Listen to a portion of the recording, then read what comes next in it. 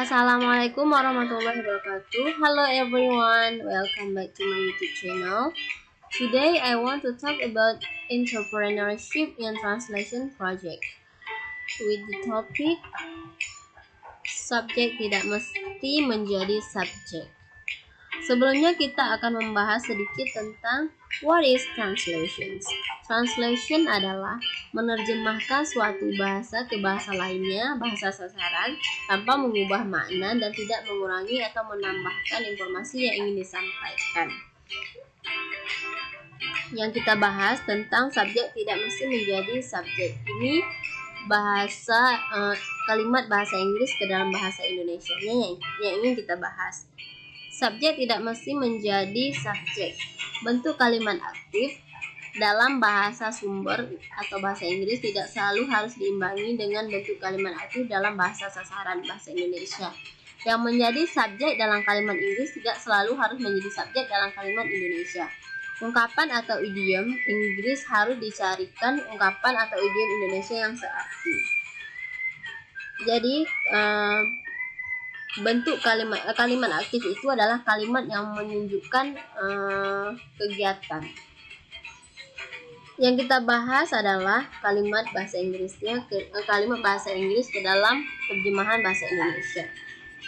Sebelumnya kita kemas sedikit tentang ini tips untuk para penerjemah. Kalau kita menerjemah suatu bahasa, sebaiknya kita pahami dulu apa yang ingin disampaikan dalam teks tersebut. Kemudian baru kita menerjemahkan ke dalam bahasa yang ingin kita terjemahkan, seperti yang ingin kita lakukan, yang ingin kita bahas berikut, yaitu terjemahan bahasa Inggris ke bahasa Indonesia. Perhatikan kalimat-kalimat bahasa Inggris berikut ini beserta terjemahannya. Pertama itu ada contoh, Deborah leads a very easy life and always has breakfast in the bed. Di sini kan dalam kalimat bahasa Inggrisnya yang ingin disampaikan tentang kehidupan Deborah. Di sini subjeknya Deborah. Ketika kita mengindonesiakan atau menerjemahkan dalam bahasa Indonesia, kita bisa buat seperti ini. Hidup Deborah sangat santai dan ia selalu makan pagi di tempat tidur. Jadi kan di sini yang jadi subjeknya Deborah. Di sini hidup Deborah kita buat karena maksud dari kalimat di atas yaitu kehidupan Deborah itu sangat santai. Dia biasa makan di tempat tidur. Kedua ada Those French cigarettes make a terrible smell. Di sini maksud kata-kata di sini kalimat bahasa Inggrisnya ini menunjukkan bau sigaretnya itu. Maksudnya itu bau sigaretnya yang ingin disampaikan. Jadi kita bisa buat bau sigaret Prancis itu sangat tidak enak. Kalau kita lihat di sini yang jadi subjeknya itu French cigarettes. Sedangkan ketika kita Indonesiakan atau kita terjemahkan dalam bahasa Indonesia itu bau sigaret Prancis itu yang ingin kita sampaikan. Jadi kalau kita lihat di sini bentuk kalimatnya, di sini subjeknya French cigarettes. Sedangkan di Indonesia kita ambil bau sigaret, bau menjadi subjek bau sigaret. Jadi kalau kita lihat di sini cigarette itu di bahasa Inggrisnya ada smell di ujung kalimat, sedangkan di sini di awal kalimat kita buat. Oke. Selanjutnya ada Are you having a good time? Ini adalah bentuk pertanyaan.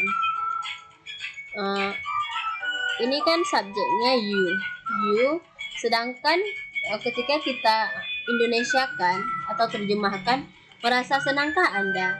Jadi kan kalimatnya mudah dipahami maksud dari kalimat di atas itu. Kalau kita lihat di sini, you ini adalah subjek.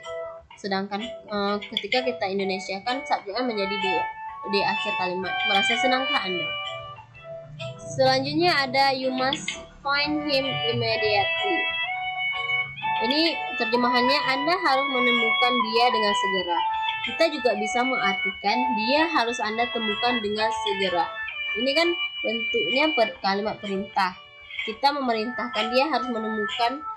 Di sini dia harus Anda temukan dengan segera. Kalimat perintah. Jadi Di sini bisa kita buat dia harus Anda temukan dengan segera. Di sini kan yang menjadi subjeknya you. Jadi kita bisa buat you-nya ini kita buatnya you di tengah. Karena kita menyuruh dia untuk menemukan si him ini.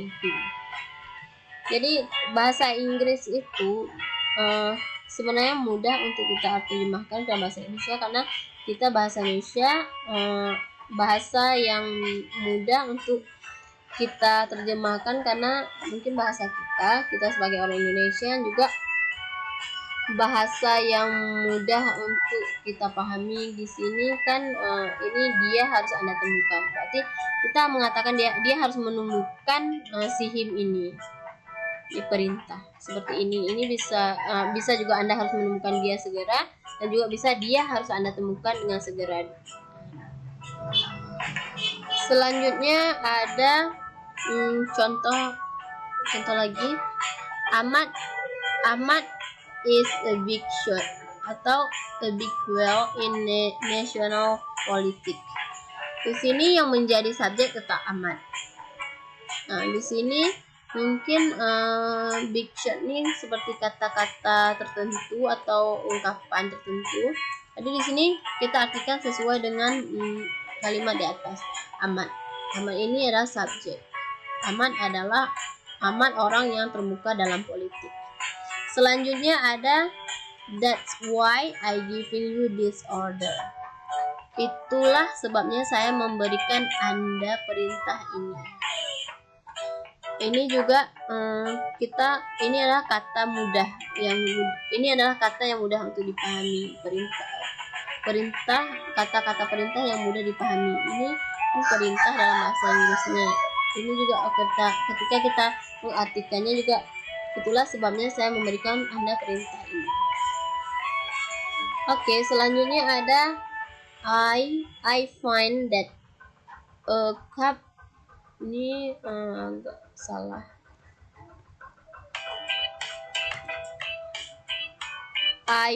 Ini contohnya, I find that a cup, a coffee, and a sandwich always help my nerves. Di sini kan menurut dia secangkir kopi sama seiris sandwich itu membuat dia tenang.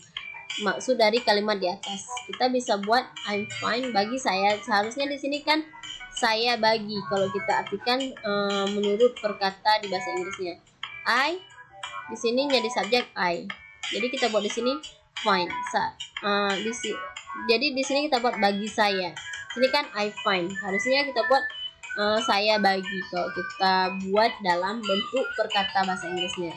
Jadi kita buat bahasa Indonesia yang mudah dipahami. Ini kan kata mudah. Bagi saya, dengan secangkir kopi dan seiris sandwich, saya selalu menjadi tenang.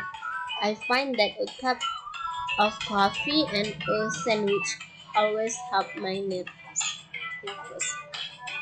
Selanjutnya ada don't beat about the bush. Tell us what happened. Ini seperti kata penegasan. Ini kan jangan berbuat. Ini beat about the bush ini adalah idiom berputar-putar, artinya berputar-putar atau bertele-tele. Jadi kita buat jangan berputar-putar, katakanlah kepada kami apa yang terjadi. Jadi kan tadi kita bahas idiomnya harus kita cari artinya searti dengan bahasa Indonesia. Idiom bahasa Inggrisnya harus searti dengan idiom bahasa Indonesia. Selanjutnya ada contoh. He is 30 years old, 6 feet tall, and has black hair and blue eyes. Artinya umurnya 30 tahun. Di sini kalau kita artikan dia laki-laki 30 tahun. Kita bisa buat umurnya dia, karena di sini menjelaskan tentang umurnya si he ini, guys. Jadi umurnya 30 tahun, tingginya 6 kaki, rambutnya hitam dan matanya biru. Selanjutnya ada contoh, he has all the necessary fact and add his fingertips. Ini mungkin yang his fingertips ini seperti ungkapan tertentu mungkin, atau makna kata, atau seperti kata-kata ungkapan tertentu. Jadi kita artikan dia dengan mudah cepat dapat memperoleh fakta-fakta yang diperlukan. Kan di sini menjelaskan dia ini mempunyai his fingertips, karena ini kata khusus, kata perumpamaan. Jadi di sini his sebagai subjek, jadi kita bisa buat dia laki-laki. Selanjutnya ada contoh terakhir tentang the woman walked behind, often carrying alone, weighing as much as 30 kilos. The woman walks behind, often carrying alone, weighing as much as 30 kilos. Artinya, istrinya berjalan di belakang kerap kali dengan membawa barang-barang seberat 30 kilo. Di sini kan the woman ini menjadi subjeknya. Di sini kita buat istrinya. Mungkin di sini ini istrinya. Jadi kita buat the woman ini istrinya mungkin si laki-laki ini. Dia berjalan di belakang suaminya dan membawa barang seberat 30 kg. Oke. Cukup sekian pembahasan tentang subjek tidak mesti menjadi subjek dalam suatu terjemahan. Ini yang kita bahas tentang kalimat bahasa Inggrisnya ke dalam kalimat bahasa Indonesianya. Jadi tips dalam menerjemahkan itu seperti yang sudah saya sampaikan sebelumnya. Kita sebelum menerjemahkan itu sebaiknya kita pahami dulu konteks atau teks itu menyampaikan informasi tentang apa, informasi yang ingin disampaikan apa. Jadi ketika kita menerjemahkan ulang, kita sudah bisa menggunakan kata-kata tanpa mengurangi makna dan informasi yang ingin disampaikan dalam teks tersebut. Demikian pembahasan tentang subjek tidak mesti menjadi subjek dari saya. Terima kasih atas waktunya, dan assalamualaikum warahmatullahi wabarakatuh. Thank you guys.